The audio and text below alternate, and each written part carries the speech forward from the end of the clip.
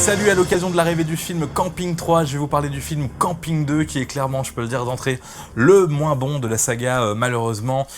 Pour ceux qui savent, oui j'aime Camping, il y a des gens qui aiment pas, mais moi j'aime et on est quand même des millions. Le premier film est super, ça avait été une grande surprise. Le deuxième film a malheureusement beaucoup de défauts. Alors je trouvais que c'était finalement une bonne idée de reprendre un petit peu la structure du premier film, c'est-à-dire faire venir un gars qui n'a pas l'habitude du camping au camping, mais ça s'essouffle vite avec Richard Anconina qui va jouer le rôle de Gérard Lanvin dans ce film-là. En tout cas, il va reprendre pas son rôle, mais il va faire le même genre de personnage qui débarque au camping des Flots Bleus. Et bon, ouais, moi j'adore Richard Anconina, mais ça marche moins avec Richard Anconina.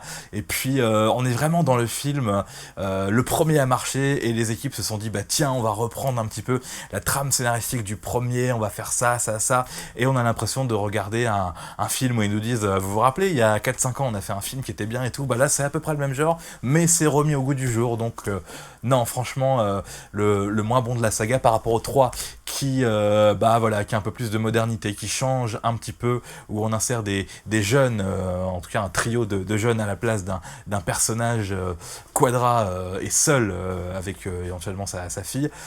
Donc voilà, c'est complètement différent. Donc ce film Camping 2 que j'ai re-regardé pour en parler évidemment. D'ailleurs c'était que la deuxième fois que je le regardais et j'ai eu vraiment beaucoup de mal tellement par rapport au 1 c'est très très plat, il se passe pas grand chose. Comme je disais, Richard Anconina avec tout le talent qu'il a, et on se demande ce qu'il fout dans cette galère. Il y avait quand même eu la bonne idée de garder certains personnages, la plupart des personnages, même la directrice du camping, c'était quand même une bonne idée, mais franchement non, ça ne prend pas, d'autant plus que il y a plein de choses qui se passent au niveau du scénario, mais la trame principale, on va dire, c'est que le camping va être vendu pour construire un hôtel à la place.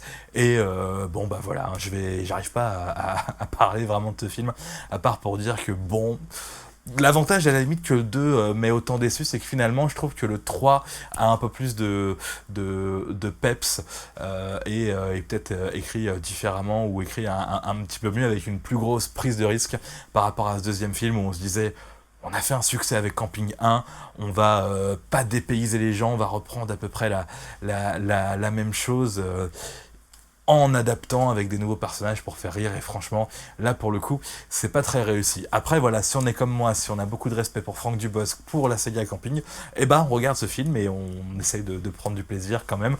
Camping 2, je vais m'arrêter là parce que voilà, je trouve pas grand chose à dire sur ce film. C'est beaucoup moins bien que le premier, comme souvent les deuxièmes films, mais le point positif que je redis une nouvelle fois, c'est que finalement le 3 est meilleur que le 2, donc voilà, au moins il y a une progression dans la qualité des films sur le temps. C'est pas toujours le cas.